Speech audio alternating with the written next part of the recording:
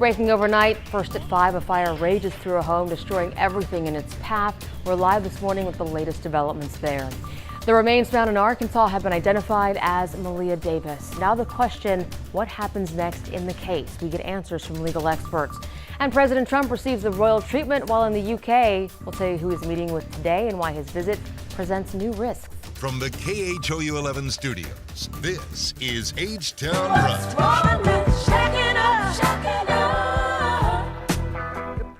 We all know moving in with your boyfriend or girlfriend is a big commitment, but shacking up can impact your net worth in a bad way. Randy's breaking down the research. What we want to know, did moving in together with your mate actually save you money?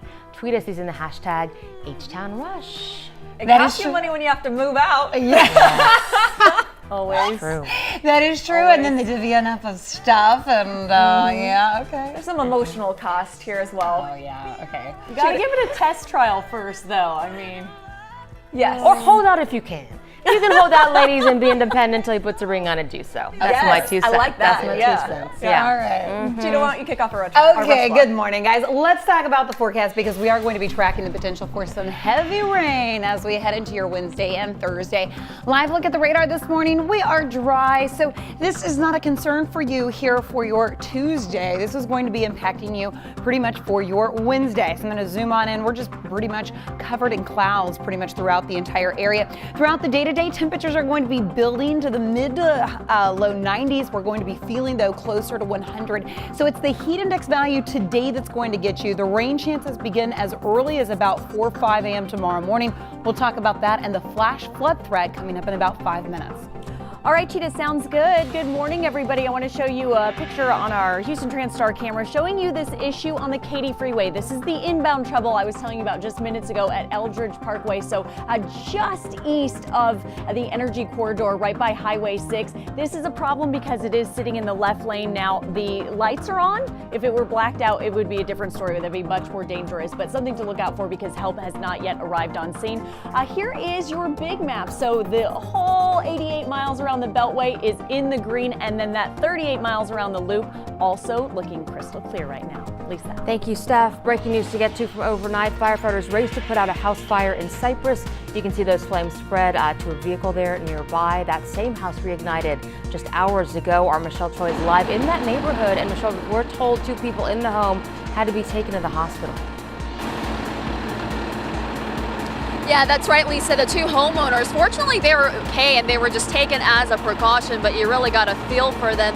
But the big question this morning is, how did this fire start up again? You know, even firefighters are puzzled at this point because it started just a few hours after it was completely put out by Cypher firefighters last night. As you can see this morning, it is out again, but take a look. This is what they were dealing with around 9 last night. This was the original fire they were called out to. As you can see, the flames were intense, the garage roof burning, a car parked outside even caught fire as firefighters worked quickly to put it out. But what's even scarier, the 2 homeowners were actually inside when this fire started. Now, one of them did get out safely on their own, but we're told the other person was rescued by 2 brave neighbors who actually went into the entryway of the house and pulled them out to safety. Now, back out here live, guys, you can see that this house took on a lot of damage. Now, everyone was treated for smoke inhalation and they're okay. But as for the cause of both fires, that is something that is now being investigated by the Harris County Fire Marshal. Again, a lot of questions this morning. You know, firefighters here tell me that they dumped a lot of water on this house. So again, they are very puzzled by this.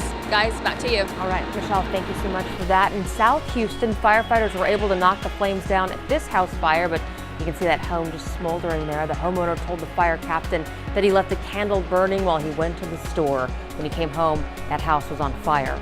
He was able to get his family out safely. One firefighter, however, was injured. Officials are investigating to see if the candle did in fact cause that fire. Day 2 of President Trump's visit to the UK. He is meeting with outgoing Prime Minister Theresa May and other leaders. Last night, Trump was honored with a state banquet dinner. Queen Elizabeth told him she's confident common values and shared interests will continue to unite the U.S. and UK. British police have ramped up security for the visit and are bracing for major protests in London. But when we're talking about tens, probably hundreds of thousands of people protesting in London against this visit and against President Trump himself, then that does present new risks. This evening, the President and First Lady will host a dinner at the U.S. Ambassador's residence. Prince Charles and his wife Camilla will be the guests of honor.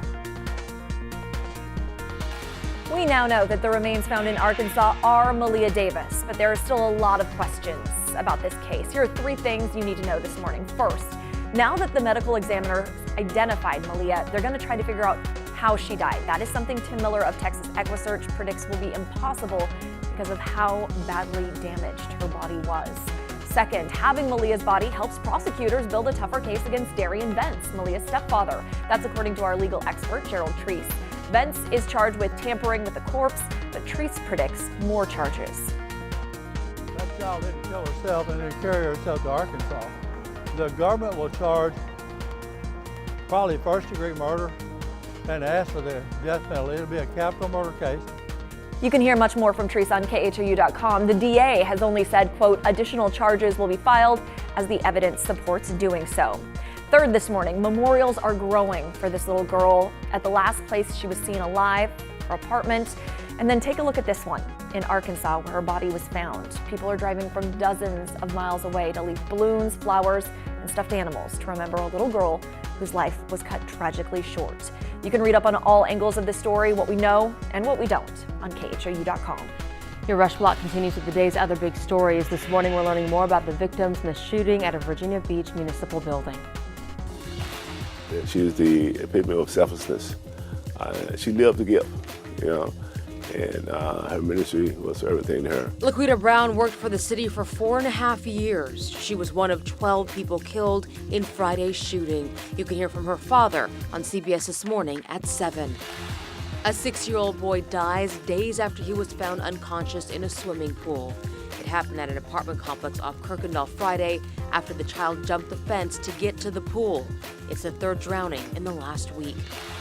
Tensions between the U.S. and Iran are on the rise. Iran rejected Secretary of State Mike Pompeo's offer to negotiate until economic sanctions are lifted. There is a U.S. aircraft carrier standing by in the region in response to threats from Iran. On this vote, the yeas are 354, the nays are 58. The House approves a $19.1 billion disaster aid package. The bill would deliver federal aid to farmers still struggling after several natural disasters, including Hurricane Michael and the California wildfires. She was all set to be the first person in her family to go to college. Perla Lopez, a senior at Sharpstown High School, was supposed to graduate until she was told last week by school leaders she needed one more class. That class she claims she was already enrolled in, but counselors told her it was okay to drop the class. That is your Rush Block. Today's big stories from here in Houston and around the world. Let us know what's going on with you. Tweet us with the hashtag HTown Rush. Now let's get over to Cheetah for the one thing you need to know. All right, at 5:08, the one thing you need to know is this disturbance that's sitting in the southernmost portion of the Gulf of Mexico. Models still have this directly moving into Mexico, but still sending a surge of moisture not only here locally, but extending all the way through portions of Louisiana. Only a 50% chance that it will actually have a named storm. If it becomes a named storm, if it does, it will take on the name Barry. Anyway, it doesn't matter, Steph. Tomorrow and Thursday, we will be under the risk of flash flooding.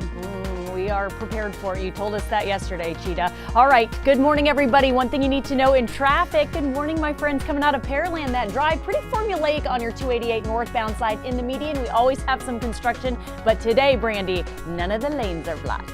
Woohoo! We'll take it. Thank you, Steph. It is 5:09. Time for another news. Stories that'll help turn your brain on before the caffeine kicks in.